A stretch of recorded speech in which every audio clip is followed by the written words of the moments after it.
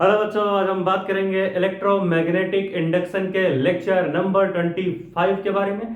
और यहाँ पर हम लोग डिस्कस करेंगे basic concepts of growth of current in an LR circuit. क्या कह रहे हो? कहने का मतलब कि भैया हम एक एलआर सर्किट लेंगे। एलआर सर्किट का मतलब समझ रहे हो? एक ऐसा सर्किट लेंगे जिसमें एक इंडक्टर लगा होगा और एक रजिस्टर लगा होगा, और फिर वहां पर हम करंट के ग्रोथ की कहानियों के बारे में डिस्कस करेंगे कि भाई करंट कैसे कैसे ग्रोथ करेगा इस सर्किट के अंदर। ठीक है, तो यहां पर है बेसिक लेक्चर करंट के ग्रोथ का। इसके बाद एक और लेक्चर आएगा जहां पर एडवांस कॉन्सेप्ट पढ़ेंगे करंट के ग्रोथ का। मतलब करंट के ग्रोथ का ही लेक्चर होगा, मतलब वहां पर भी हम करंट के ग्रोथ का ही बात करेंगे। ठीक है, लेकिन वहां पर थोड़ा एडवांस कॉन्सेप्ट्स होंगे। उसके बाद एक और लेक्चर लाएंगे जहां पर हम लोग करंट के डीके के कॉन्सेप्ट्स को समझेंगे, मतलब करंट के घटने के कॉन्सेप्ट्स को। ठीक है, कि करंट कैसे घटेगा। तो शुरू करते हैं आज का नया लेक्चर। ठीक है, तो यहां पर हम डिस्कस करेंगे basic concepts of growth of current. ठीक है, तो डायग्राम से हम सीखेंगे क्या डिस्कस करेंगे हम। यहां पर हम डिस्कस करेंगे ग्रोथ ऑफ करंट। क्या डिस्कस करेंगे भैया? Growth of current in LR circuit.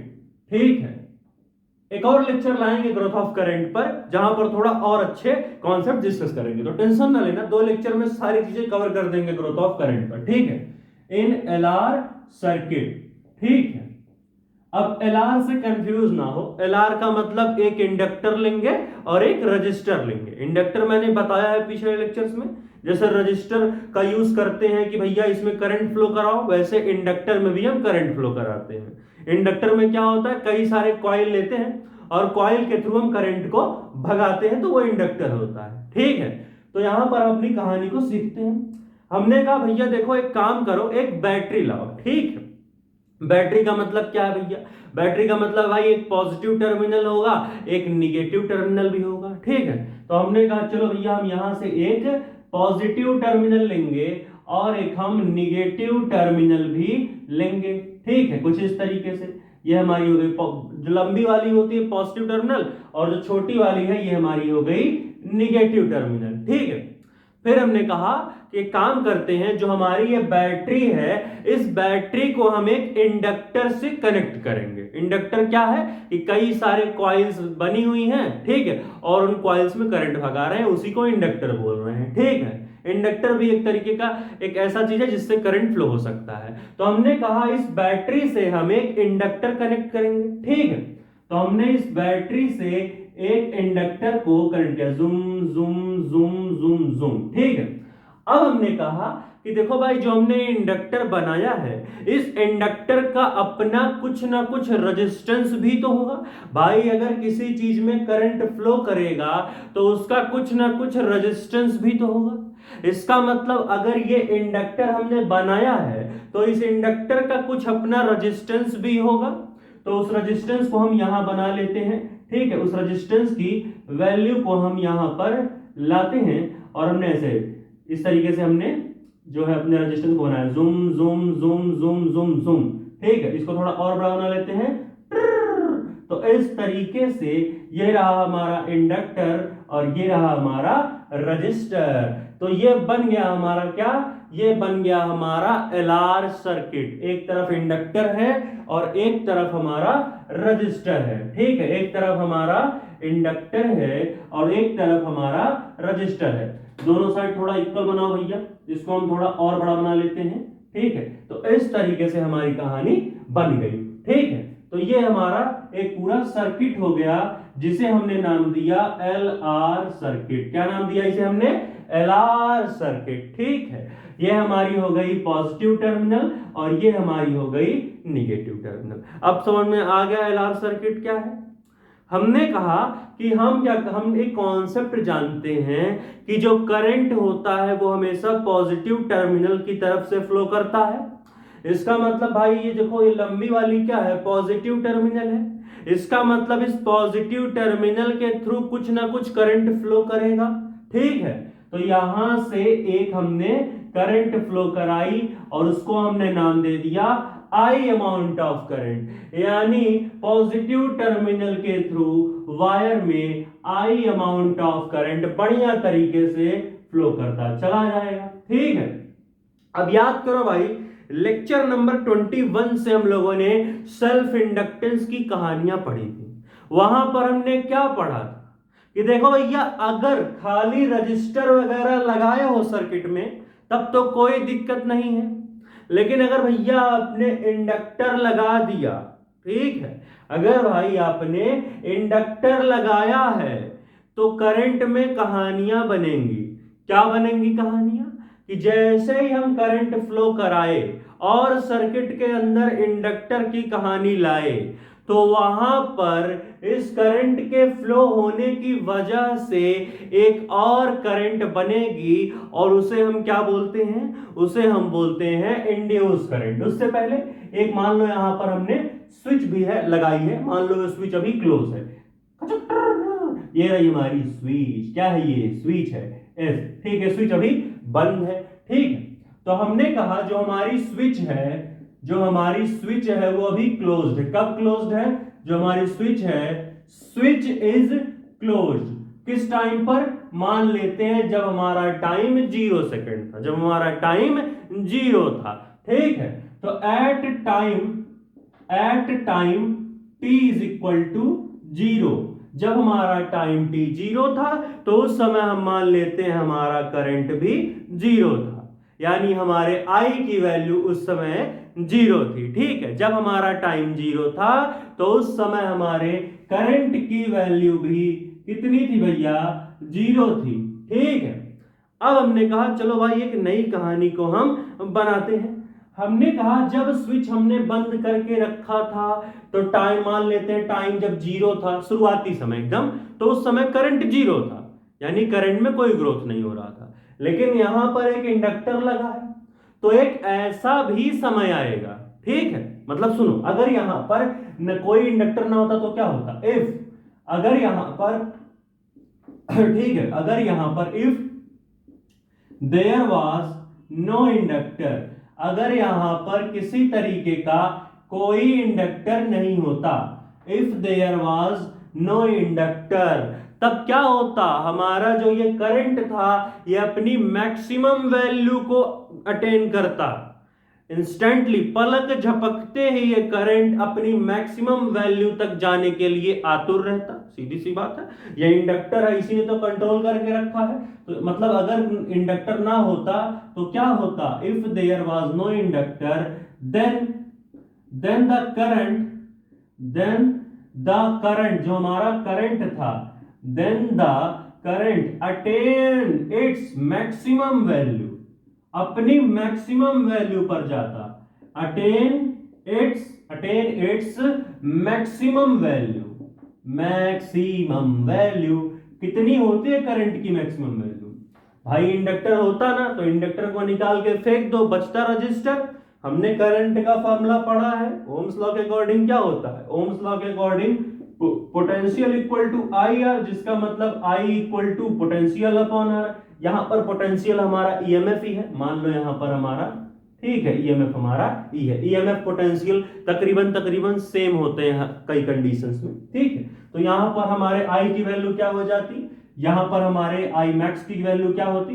मान लो हमारा आई मैक्स आई नॉट के बराबर है। ठीक, जो हमारे मैक्सिमम करंट की वैल्यू है उसको आई नॉट मान लो। ठीक है, तो हमारा आई नॉट इज इक्वल टू क्या हो जाता? EMF upon resistance. ये होती हमारी मैक्सिमम वैल्यू अगर यहां पर कोई इंडक्टर ना होता। लेकिन भैया यहां पर इंडक्टर है, और अगर यहां पर इंडक्टर है तो अब क्या होगा? करंट यहां पर धीरे धीरे बढ़ेगा, फिर वहां से घटेगा। अभी घटने की कहानी हम पढ़ेंगे अगले 2-3 लेक्चर में ही जहां तक है। ठीक है, तो इसका मतलब यहां पर कुछ ना कुछ कहानी बनेगी। पहले तो करंट बढ़ना चाहेगा, लेकिन अभी हमने क्या बताया? अभी हमने बताया कि मान लेते ये करंट मान लो चेंज हो रहा है और इंडक्टर भी लगाए हो, तो जैसे ही करंट चेंज होगा और इंडक्टर लगाओगे तो क्या होगा? इंडक्टर क्या करता है? मान लो ये करंट शुरू में ग्रोथ करना चाहेगा, और जब करंट बढ़ना चाहेगा तो क्या होगा? हमने पढ़ा है लेक्चर नंबर 21 में ही कि अगर करंट सर्किट के अंदर अगर करंट बढ़ने की कोशिश करेगा तो वहां पर इंडक्टर की वजह से एक नया करंट बनेगा जिसे इंड्यूस करंट बोलेंगे, और वो इंड्यूस करंट इस बढ़ती करंट को घटाना चाहेगा। कैसे घटाएगा इस बढ़ती करंट को हमारा इंड्यूस करंट? हमने पढ़ा था कॉन्सेप्ट कि अगर हमारा जो चेंजिंग करंट है, जो कि यहां पर इंक्रीज हो रहा, अगर हमारा चेंजिंग करंट जो बदलने वाला करंट है, ये जो कि ये है, अगर ये बढ़ेगा तो इंड्यूस करंट इसे घटाने की कोशिश करेगा, मतलब जस्ट अपोजिट काम करेगा। यानी कि कैसे घटाएगा? अब ये जो चेंजिंग करंट है, जो बढ़ता हुआ ग्रोथ करंट है, ग्रोइंग करंट, ये इस डायरेक्शन में जा रहा है तो बढ़ रहा है, ठीक है, ये इस डायरेक्शन में जा करके बढ़ता जा रहा है, ठीक है। यानी हमारा जो इंड्यूस करंट होगा, एक नया करंट बनेगा जिसे हम इंड्यूस करंट बोलते हैं, इसे हम आई डैश भी बोल सकते हैं, ठीक है। तो मान लेते जो इंड्यूस करंट होगा, ये इंड्यूस करंट इस चेंजिंग करंट के अपोजिट डायरेक्शन में मूव करेगा, और अपोजिट डायरेक्शन में मूव करने का मतलब क्या हुआ कि इस ग्रोइंग करंट को घटाने की कोशिश करेगा हमारा इंड्यूस करंट। इसी की वजह से तो जब टाइम जीरो था तो हमारा चेंजिंग करंट भी जीरो क्यों था? क्योंकि ये इंडक्टर क्या करता है, ये इंडक्टर एक इंड्यूस करंट बना देता है, और वो इंड्यूस करंट इस करंट को शुरू में बढ़ने ही नहीं दे रहा है, अपोज कर देता है, रुको तुम, क्योंकि ये बढ़ रहे हैं। अभी यही करंट अगर घट रही होती तो ये इंड्यूस करंट इसे बढ़ाने की कोशिश करता, मतलब जस्ट अपोजिट करता है, समझ रहे हो? अगर यही अभी जो हमारी चेंजिंग करंट है ये घट रही होती तो ये इंड्यूस करंट इसे बढ़ाता, लेकिन अब ये चेंजिंग करंट हमारी बढ़ रही है, तो ये जो हमारा चेंजिंग करंट जो अभी हमारी बढ़ रही है, तो जो इंड्यूस करंट बना है वो इसे घटाने की कोशिश में लगा हुआ है, ठीक है। समझ रहे हो कि नहीं भैया? तो इंड्यूस करंट का काम यही है।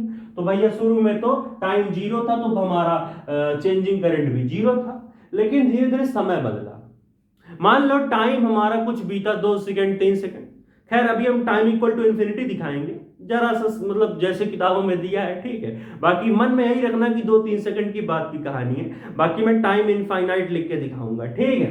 तो हमने कहा मान लो अब दूसरा टाइम आया, वो टाइम था हमारा क्या, देखो वो टाइम हमारा कौन सा था, वो टाइम हमारा आया मान लो इनफाइनाइट। भैया हमारी टाइम जो है वो इन्फिनिटी को जाके टच कर गई। तो जब हमारा टाइम इनफाइनाइट हो गया तो हमारा करंट मान लो क्या हो जाएगा, मैक्सिमम वैल्यू पे अपने आ जाएगा, ठीक है।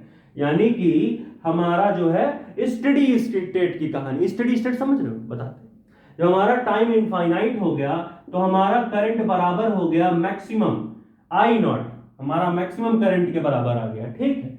और आई नॉट हमारा मान लो जब मैक्सिमम करंट अटेन कर ले गया, टाइम हमने इंफिनिटी ले ली है, जब मैक्सिमम करंट अटेन कर गया इसका मतलब करंट कांस्टेंट हो गया है, ठीक है। यानी यहां पर हमारी करंट जाकर के भैया एक मैक्सिमम वैल्यू आने के बाद कांस्टेंट हो ही जाना है करंट को। तो हमने कहा अब हमारी करंट जो है भैया कांस्टेंट हो चुकी है, और जब हमारी करंट कांस्टेंट हो गई तो हमने क्या कॉन्सेप्ट पढ़ा था भैया, याद करो कि भैया अगर हमारी करंट कांस्टेंट हुई तो इंडक्टर कोई भी इंड्यूस करंट नहीं बनाएगा, समझ रहे हो? जब तक हमारा जो प्राइमरी करंट, जो पहला करंट हमने टर्मिनल से निकाला है, जब तक हमारा ये प्राइमरी करंट में चेंज आएगा तब तक इंड्यूस करंट बनेगी। लेकिन जैसे ही प्राइमरी करंट कांस्टेंट हुआ वैसे ही इंड्यूस करंट बनना बंद हो जाती है, समझे कि नहीं? प्राइमरी करंट अगर बढ़ेगी तब भी उसमें चेंज आएगा, प्राइमरी करंट अगर घटेगी तब भी मतलब उसमें चेंज आ रहा है प्राइमरी करंट में, ठीक है। अब यही प्राइमरी करंट बढ़ रही है तो इंड्यूस करंट इसे घटा रहा, अब यही प्राइमरी करंट अगर घटती तो ये इंड्यूस करंट उसे बढ़ाता। लेकिन जब हमने टाइम इनफाइनाइट ले लिया तो हमारा करंट अपनी मैक्सिमम वैल्यू आई नॉट पर आ गया, मैक्सिमम वैल्यू पर जाने के बाद करंट कांस्टेंट हो गया, और हमने पढ़ा है जब हमारी प्राइमरी करंट कांस्टेंट हो जाए तो वहां पर इंड्यूस करंट बनना बंद हो जाता है। इसका मतलब जब हम टाइम इनफाइनाइट लेंगे तब करंट कांस्टेंट होगा, और जब करंट कांस्टेंट हो जाएगा तब हमारे सर्किट से इंडक्टर निकाल के नाली में फेंक के चले जाना, यानी तब इंडक्टर का कोई काम नहीं होगा, इंडक्टर वहां से हट जाएगा। यानी अब यही सर्किट कुछ इस तरीके से दिखेगी, जुम्बा जुम्बा, ठीक है, कुछ इस तरीके से दिखेगा, टुटुक टुटुक टुटुक टुटुक इस तरीके से हमारा पूरा सर्किट, सॉरी इंडक्टर यहां से निकाल दो भैया, इंडक्टर का कोई काम ही नहीं रह गया, क्योंकि भाई हमने जब टाइम इनफाइनाइट रखी, करंट कांस्टेंट आ गया है। जब करंट ही कांस्टेंट हो गई तो काहे का इंड्यूस करंट बना? कोई इंड्यूस करंट नहीं बनेगा। और जब इंड्यूस करंट ही नहीं बन रहा है तो काहे का इंडक्टर? इंडक्टर का काम क्या है? इंडक्टर का काम ही है कि भैया तुम्हारा जब तक लगे हो तो इंड्यूस करंट बनाओ। अब जब इंड्यूस करंट बना ही नहीं पा रहे हो, करंट कांस्टेंट हो गई है, इंड्यूस करंट बना ही नहीं पाएंगे तो इंडक्टर का काम खत्म। यानी इनफाइनाइट टाइम जब हो जाता है तो वहां पर हमारी ये सर्किट कुछ इस तरीके से दिखने लगती है, जुम्बा जुम्बा जुम्बा। हमारी स्विच क्लोज है और ये हमें ऐसे, हम यहां पर आए, ऐसे हम यहां पर आए और इस तरीके से हमारा कहानी बन गया। ये रही हमारी रजिस्टर, ये रहा पॉजिटिव टर्मिनल, ये रहा निगेटिव टर्मिनल, ये रही हमारी प्राइमरी करंट और ये रही हमारी स्विच। और इंडक्टर यहां से हट चुका है, इंडक्टर रिमूव्ड। यहां से क्यों रिमूव हुआ समझ गया हुआ, ठीक है। इंडक्टर हमारा अब यहां से हट चुका है, इंडक्टर रिमूव। क्यों हटा मैंने बताया, करंट कांस्टेंट हो गया। अब हमने पढ़ा है कॉन्सेप्ट लेक्चर नंबर 21 में ही कि अगर हमारी प्राइमरी करंट कांस्टेंट हुई तो इंडक्टर कोई भी इंड्यूस करंट नहीं बना पाता है, कोई इंड्यूस करंट नहीं बना पाएगा। जब तक करंट में चेंज आएगा तभी तक इंड्यूस करंट बनेगी। जैसे ही करंट कांस्टेंट हुई वैसे ही इंड्यूस करंट बनना बंद। अब जब इंड्यूस करंट बनना बंद तो इंडक्टर का कोई काम नहीं, क्योंकि वो इंड्यूस करंट बना कौन रहा था, वो इंड्यूस करंट या इंडक्टर बना रहा था। अब जब करंट ही कांस्टेंट हो गया तो इंडक्टर अब कैपेबल नहीं रहा। जब हमारा प्राइमरी करंट कांस्टेंट हो गया, मैंने इंड्यूस तो नहीं बोला, जब हमारा प्राइमरी करंट कांस्टेंट हो गया तो इंड्यूस करंट के पास वो पावर ही नहीं बची कि वो तो इंडक्टर के पास वो पावर नहीं बची कि वो इंड्यूस करंट बना सके। फिर से कि भैया जब प्राइमरी करंट कांस्टेंट हो गई, जब प्राइमरी करंट कांस्टेंट हो गई तो इंडक्टर के पास पावर नहीं बची कि वो इंड्यूस करंट बना सके, ठीक है। और इस केस में हमने क्या पढ़ा था, जब हमारा टाइम, ये केस भैया ये वाला कौन सा केस था, इसको मैं थोड़ा ऊपर लिख दूं क्या, I max equal to I naught वाला कहानी यहां पर लिख लो ऐसे। ये क्या है, which implies that I max equals to I naught equals to E upon R. E upon R यहाँ रेजिस्टेंस है, ठीक है, रेजिस्टेंस यहाँ लगा लो, ई अपॉन कैपिटल आर, ठीक है। यहाँ ऐसे लाइन खींच लो, नहीं कंफ्यूज रहोगे, ठीक है, इस तरीके से। हाँ देखो, अब हमने कहा एक क्या टाइम था हमारा, जब हमारा टाइम जीरो था तो वहां पर हमारा करंट भी जीरो बन रहा था, ठीक है। जब हमारा टाइम जीरो था तो वहां पर हमारा करंट भी जीरो था। यानी कि ये वो कंडीशन है जब हमारा इंडक्टर अटैच था। मैं इस डायग्राम को थोड़ा फिर अच्छे से बना देता हूं, थोड़ा तिरछा मिर्छा डायग्राम बना है ये। मैं इस डायग्राम को ऐसे लाता हूं, पॉजिटिव टर्मिनल, ये निगेटिव टर्मिनल, फिर से मैं बना देता हूं, कंफ्यूज ना हो बेटा। देखो ये पॉजिटिव टर्मिनल हो जाएगा, ठीक है, ये निगेटिव टर्मिनल हो गया हमारा। यहां से ऐसे आना, इस स्विच को क्लोज करना, ठीक है, ठीक है। तो इस तरीके से हमारा स्विच बन जाएगा, ठीक है। हमारा यहाँ पर टाइम इनफाइनाइट था, करंट हमारी कांस्टेंट थी और यहाँ पर हमारा इंडक्टर जो था, ठीक है, इंडक्टर खत्म है, यहां से जुम जुम जुम जुम जुम जुम, और यहां पर हमने जो है कहानी अपनी बना ली। अच्छा, इस स्विच को यहां से हटा दो, कोई दिक्कत नहीं है, ठीक है। तो यहां से हमारा जो है इस तरीके से कहानी बन गया है, ये हमारी रजिस्टर थी, ठीक है। अब आओ यहां पर कुछ कहानी बनाते हैं। ये करंट हमारी, देखो यहां पर हमारा टाइम जीरो है, करंट जीरो है, ठीक है। इसका मतलब जो हमारा, इसका मतलब क्या हो रहा है, इंडक्टर एक इंड्यूस करंट बना रहा है और वो इंड्यूस करंट हमारे इस प्राइमरी करंट को बढ़ने नहीं दे रहा था जब टाइम जीरो था, ठीक है, समझ रहे हो। यानी यहां पर ये डायग्राम कैसे बनेगा, यहां पर अगर ये डायग्राम बनाओगे तो भैया कैसे बनेगा ये डायग्राम, यहां पर ये डायग्राम बनेगा, इस डायग्राम को ऐसे बना सकते हो, जूम से आओ ऐसे, ये diagram zoom, positive terminal, negative terminal, ठीक है। यहां से हमारी स्विच ये खोल के रख दी थी इसने, क्यों, क्योंकि भाई करंट जीरो कर दिया है तो स्विच पूरी खुली थी ठीक है, यहां पर स्विच हमारी क्लोज हो गई थी, यहां पर हमारी जो स्विच थी देखो ऐसे एक स्विच हमारी यहां पर क्लोज हो गई थी, लेकिन यहां पर हमारी स्विच ये खुल गई। क्यों? क्योंकि इंडक्टर की वजह से एक इंड्यूस करंट बना और इस इंड्यूस करंट ने हमारे प्राइमरी करंट को बढ़ने से पहले ये रुको तुम घटाने की कोशिश कर रहा है लगातार, घटा रहा है लगातार, इसका मतलब स्विच हमारी ओपन रह जा रही है। समझ रहे हो भैया? तो इस तरीके से यहां पर डायग्राम ऐसे बना सकते हो। यहां पर एक इंडक्टर,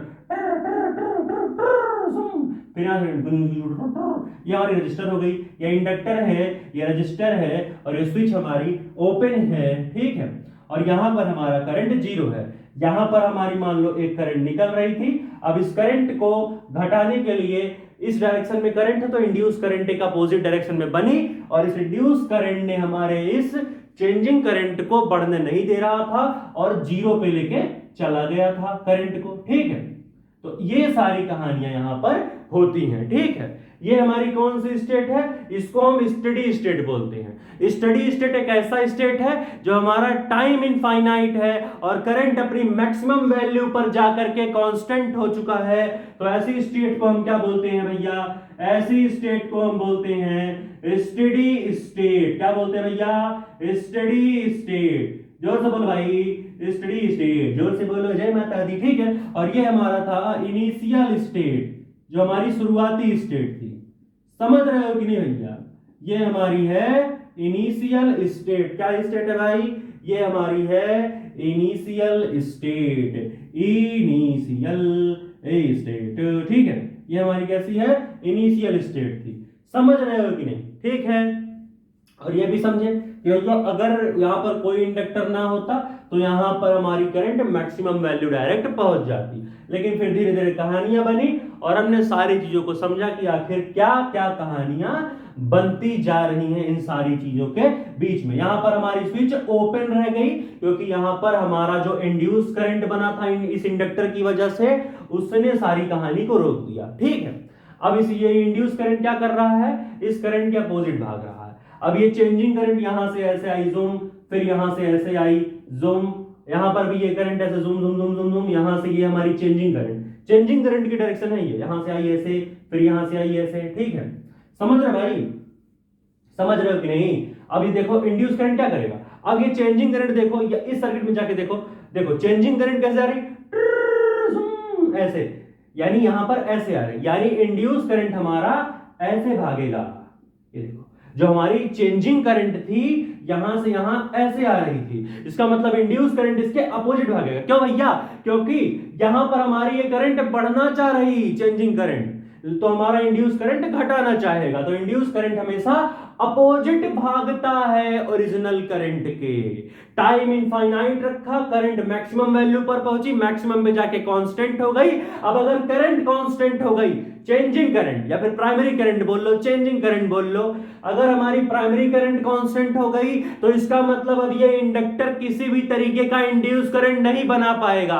अब जब ये इंडक्टर इंड्यूस करंट नहीं बना पाएगा तो यहां पर क्या हो गई? सारी कहानी खत्म हो गई। अब जब इंड्यूस करंट बना नहीं पा रहा तो उनको निकाल के फेंक आएंगे, इंडक्टर को निकाल के फेंक दिया।